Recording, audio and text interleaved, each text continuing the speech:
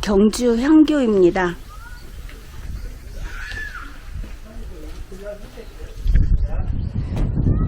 경주 향교 들어오면 바로 이렇게 우물이 있습니다. 아주 특이하죠.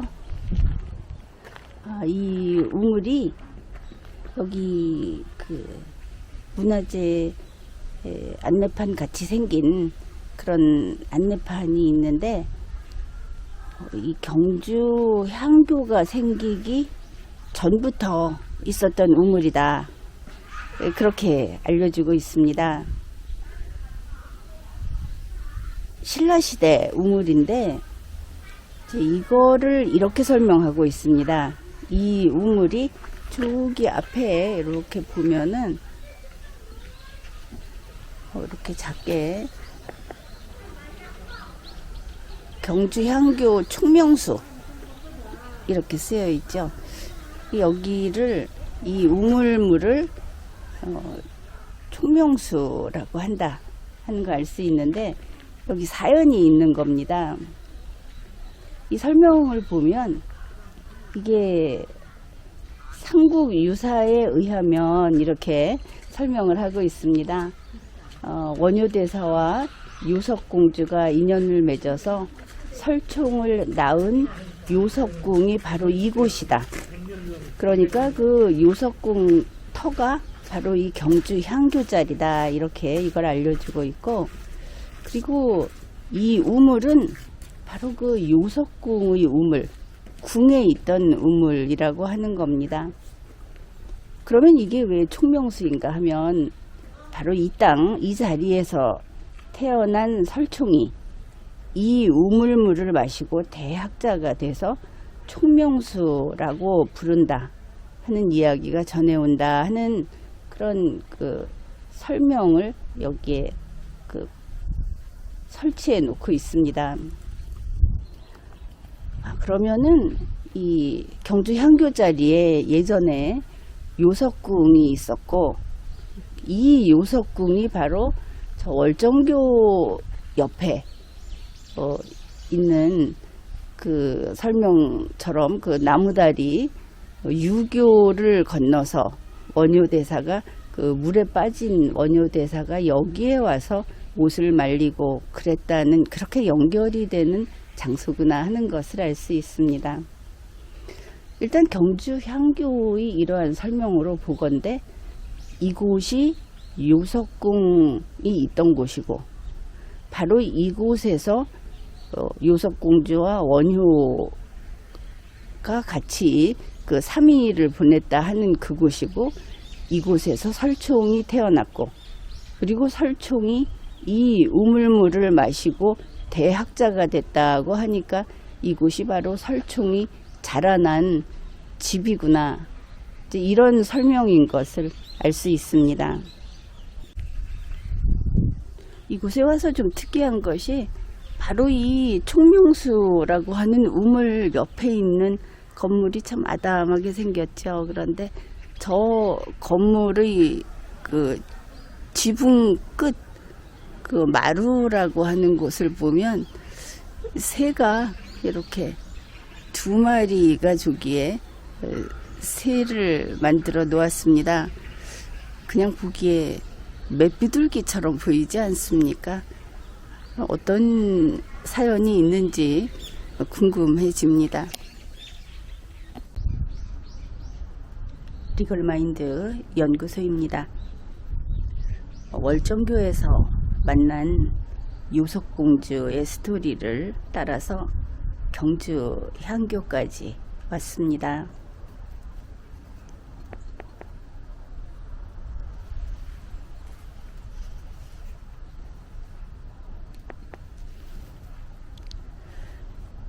월정교에서 교촌마을이 있는 쪽, 그리고 저 아래쪽 징검다리 방향으로 이렇게 보면은 바로 이 요석공주 이야기가 있는 그런 안내판이 세워져 있습니다.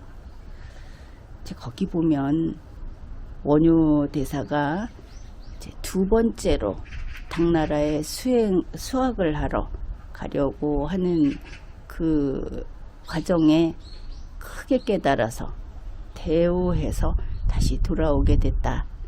그런 내용이 있습니다. 그게 661년이라고 거의 공식적으로 그렇게 알려져 있습니다.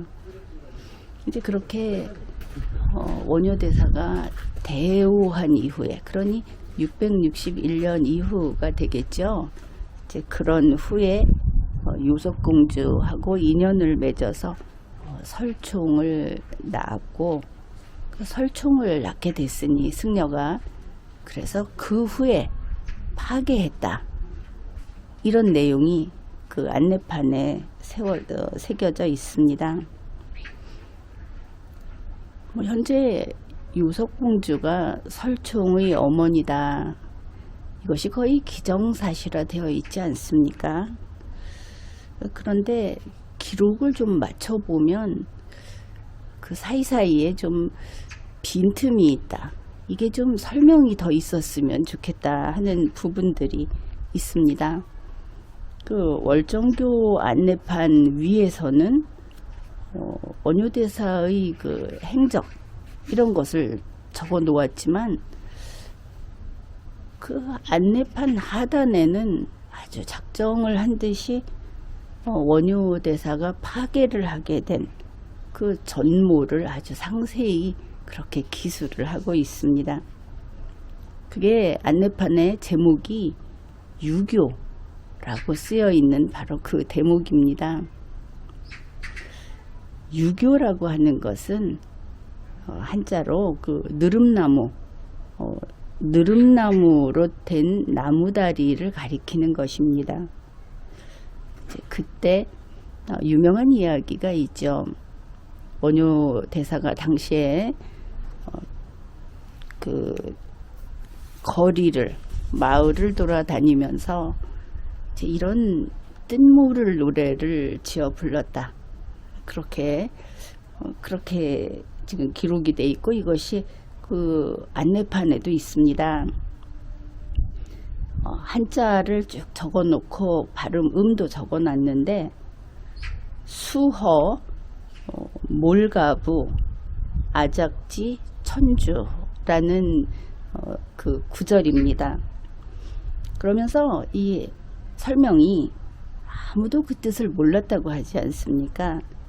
그런데 그거를 그 당시에 왕인 태종 무열왕이 그 뜻을 알고 이제 스님이, 그러니까 원효 스님이 귀부인을 얻어서 아들을 낳고자 하는구나, 이렇게 무열왕만 그 뜻을 이해를 했다. 그래서 무열왕이 그 궁에 있는 신하를 시켜서 그 궁에 있는, 요즘 같으면 관리 공무원을 시켜서 원효대사를 요석궁으로 데려가게 했다. 바로 이곳입니다. 여기 설명에 의하면 경주 향교가 있던 이 자리에 요석궁이 있었는데 여기로 데려오게 했다는 겁니다. 이 요석궁에는 과부인 요석공주가 딸 둘을 데리고 살고 있었다, 이렇게 기록이 되어 있습니다. 그 월정교를 가보면 월정교에서 진검다리 방향으로 아래쪽으로 그 19m쯤 내려간 그곳이 바로 이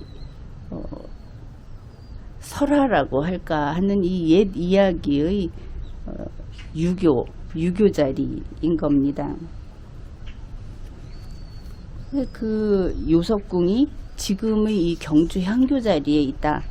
이게 이제 삼국유사에 기록돼 있다. 삼국유사를 봐도 그렇고 경주 향교에서도 이것을 밝히고 있죠. 그러면은 우리는 그 논리적인 학습을 한 이 시대 사람으로서 연도를 한번 따져봐야 하겠습니다. 661년에 원효대사가 대오해서, 그래서 이 경주로, 그 당시의 서울로 돌아왔다.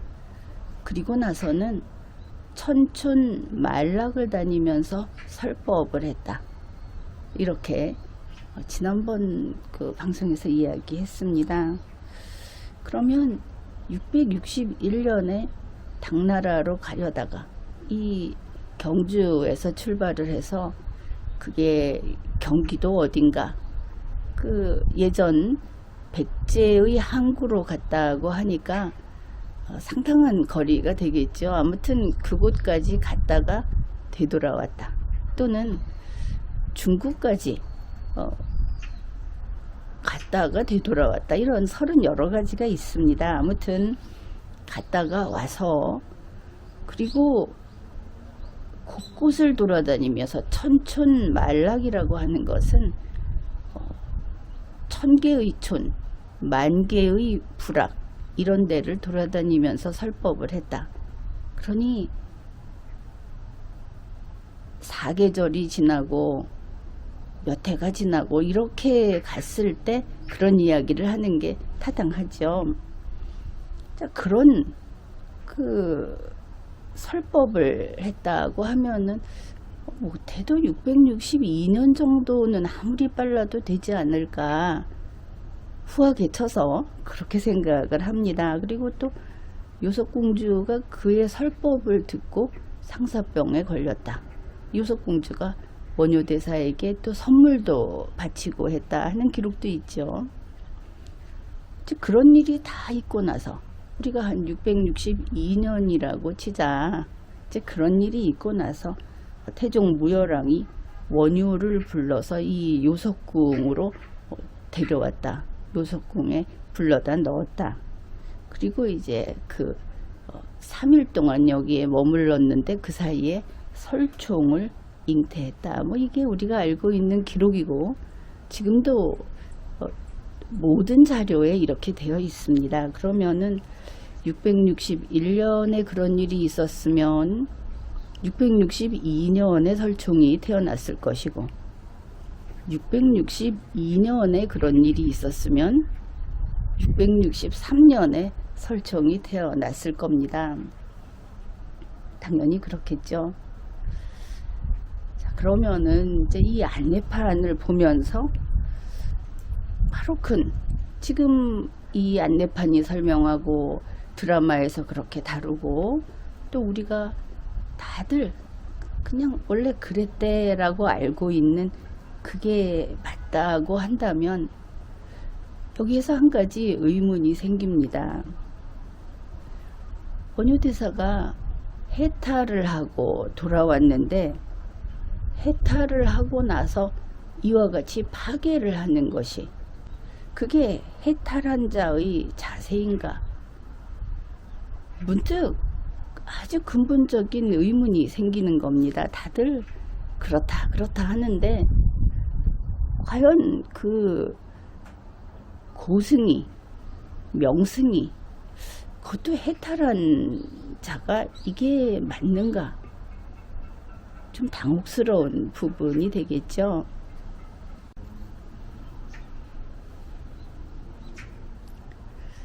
그 다음에 우리가 그 설총이 662년 아니면 663년에 출생했겠지 이렇게 이야기를 했는데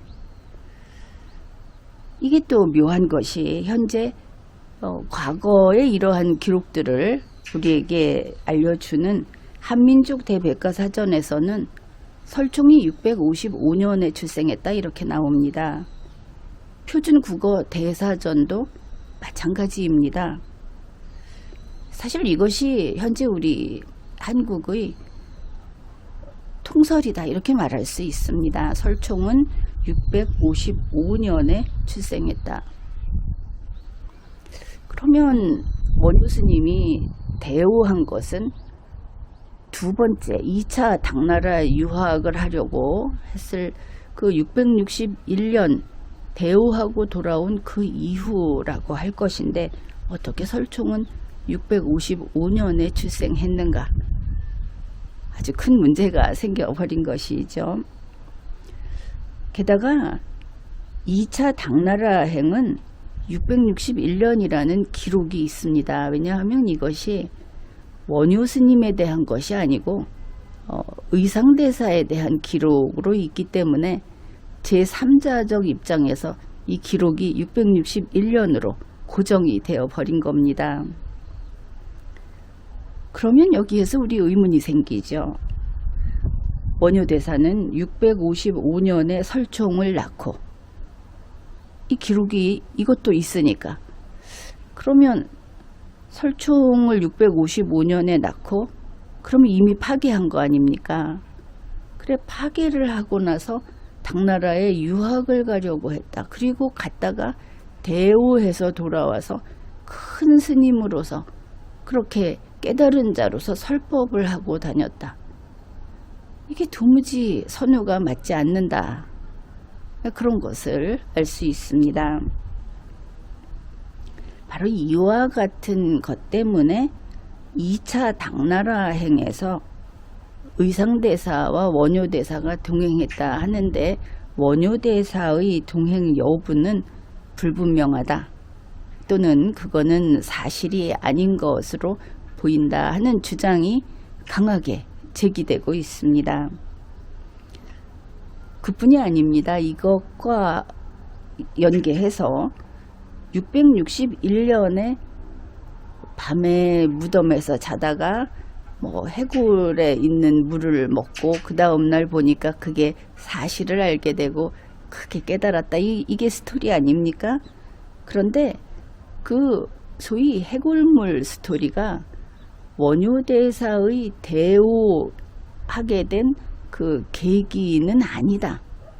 자, 이런 이것도 학문적인 주장이 나오고 있습니다. 왜냐하면 바로 이 661년 당나라행, 그게 의상대사가 이렇게 훌륭하다 하는 것을 기록한 송고승전에 있는 내용이기 때문입니다. 거기에서 원효대사의 이야기가 들어있긴 한데 이게 조금은 비아냥거리듯이 이런 내용이 들어있는 겁니다. 그러니까 원효는 중도 포기한 실패자다. 그렇게 중도 포기하면서 스스로 핑계는 이미 다 깨달아서 공부를 더 이상 할 필요가 없다 이러면서 도중에 돌아가 버렸다. 그럼에도 불구하고 의상대사는 그대로 흔들림 없이 당나라로 가서 수학을 했다. 이런 내용이었던 겁니다. 거기에 원효대사의 이름이 나오고 해골물 이야기가 나오지만 그 문맥이 전혀 다르다 하는 것을 알 수 있는 겁니다.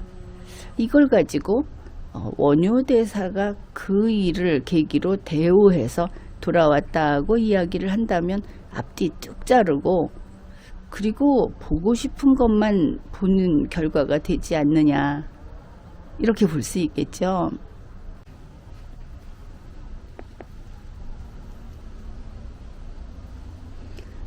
그리고 이제 그 안내판에 보면 661년에 요석공주와 원효대사 사이에서 설총이 출생했다 이렇게 하고 있는데, 자, 이렇게 되니 현재의 통설은 그리고 거의 이제 고정이 된 그런 것은 설총은 655년에 출생했다 하는 것 아닙니까?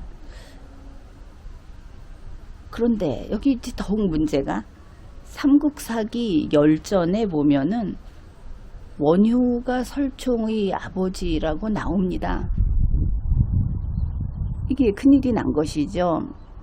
661년에 설총을 낳았다고 하는데 설총은 655년에 출생했고, 삼국사기 열전에 원효는 분명히 설총의 아버지다 이렇게 나오는 겁니다. 물론 삼국사기라고 하는 것도 고려시대 서술을 한 것이기는 하고, 또한 열전이라고 하는 부분은 일반 역사 기록과 같은 객관성은 대단히 떨어지는 면이 있다. 이것도 고려하기는 해야 하겠습니다. 그러니 원효대사는 도대체 언제 설총을 낳았으며 설총의 어머니는 누구인가? 이런 의문이 제기되는 겁니다. 더욱이 설총이 요석공주를 자기의 어머니라고 기록한 자료는 없다. 이것도 연구 결과로 확인이 된 겁니다. 그뿐이 아닙니다. 설총의 아들, 그렇게 따지면 원효대사의 손자가 될 텐데 그 또한 요석공주가 설총의 어머니라고 기록하지 않았습니다. 그가 남긴 문헌에 이런 사실이 전혀 없다 하는 것이죠. 그런데 이 향교 기록을 보면 요석궁에 저 우물이 있지 않느냐. 저 우물은 요석궁의 우물이고 이 향교 자리는 요석궁이 있던 곳이다. 근데 저게 총명수라고 하니까 설총이 여기서 나고 여기서 자랐다. 이렇게 이야기를 하면 이제 설총의 부모는 요석공주와 원효가 되고 바로 이 자리 요석궁에서 나서 성장해서 대학자가 됐다. 이렇게 가야 하는데 많은 부분이 중간에 단절이 보이고 있습니다.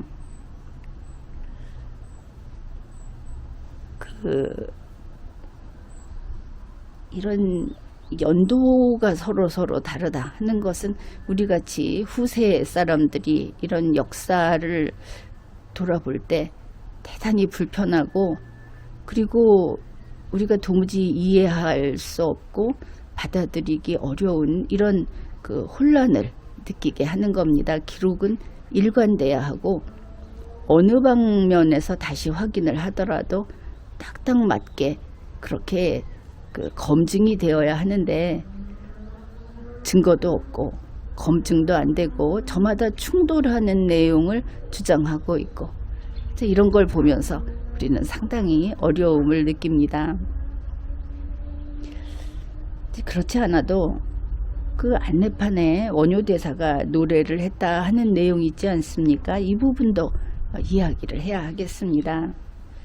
수허 물가부 아작지 천주라고 하는 것은 시경에 나오는 빈풍 벌가의 구절하고 상당히 겹쳐집니다. 그런데 이게 거기에 보면은 도끼자로 또 하늘을 바치는 기둥,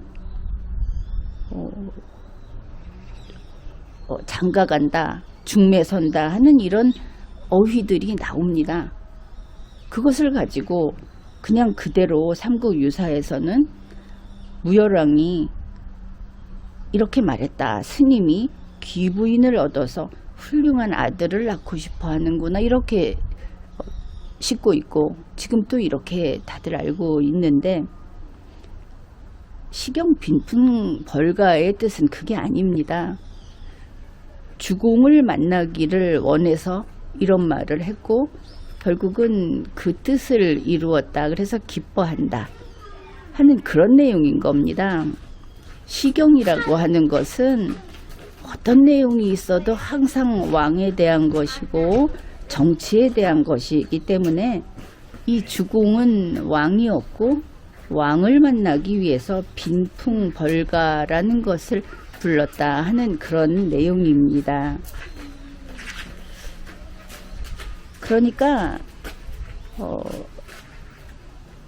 삼국유사에서는 이거를 거기에 나오는 그 어휘들 몇 개를 정말 한자도 모르고 고전도 모르는 그런, 아니면 좀 후세 현대 한자를 모르는 현대인과 같은 그런 식으로 자기가 요석공주하고 원효대사 사이에 그 중매장의 노릇을 하겠다 한 이런 풀이를 한 것으로 그렇게 싣고 있습니다.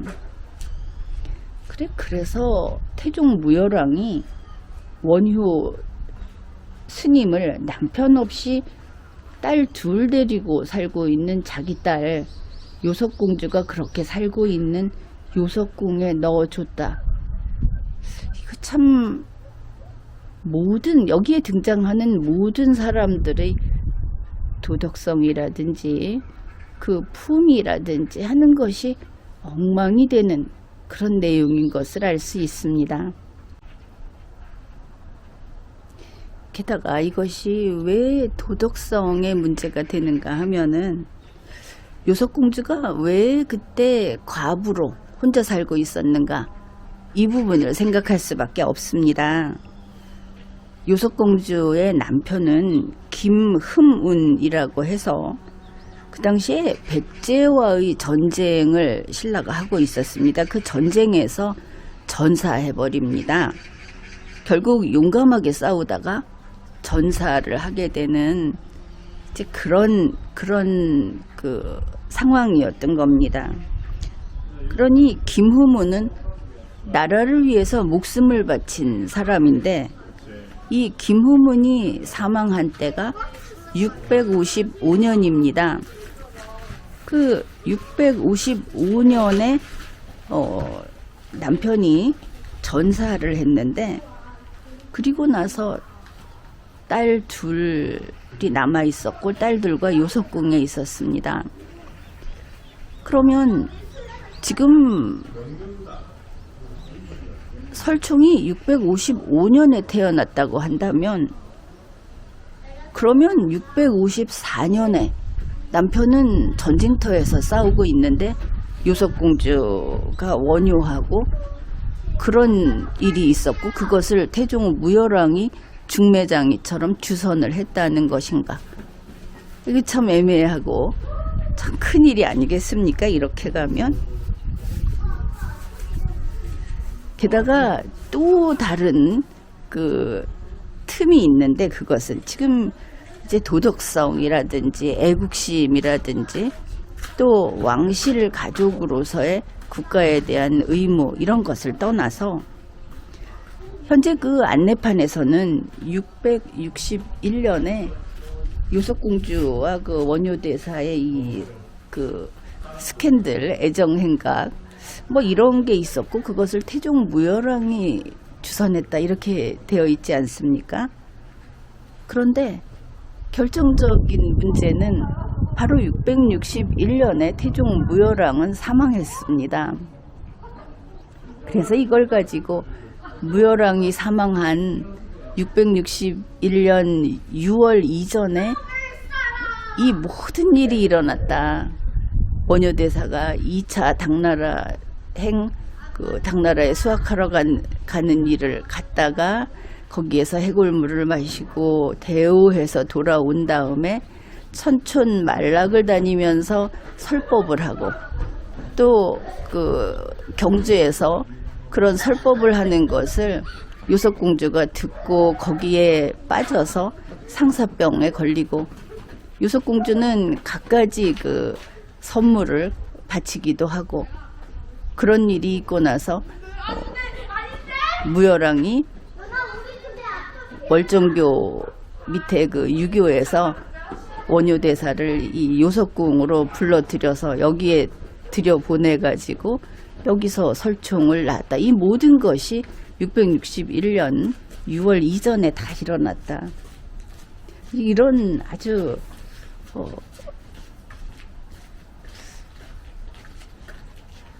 좀 그냥 보기에도 순서도 그렇고 너무 조급한, 깨어 맞추느라고 힘이 드는 이런 설명도 있습니다.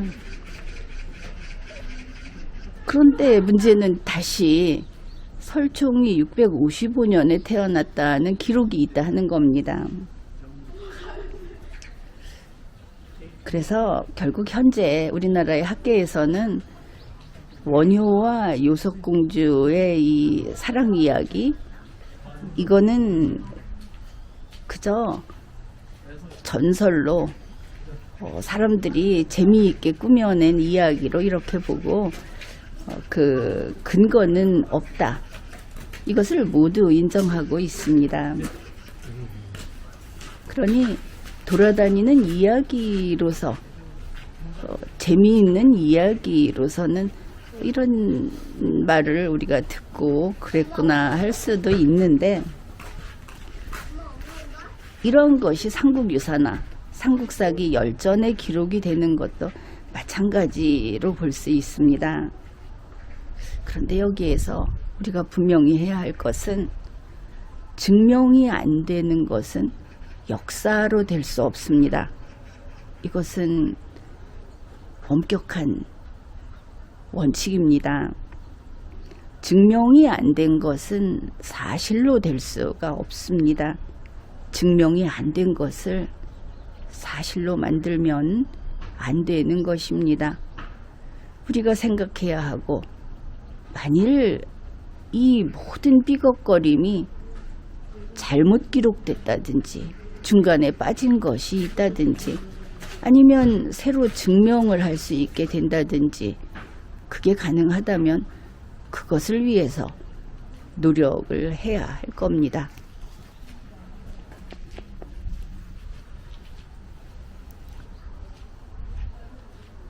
지금까지 리걸마인드 연구소였습니다.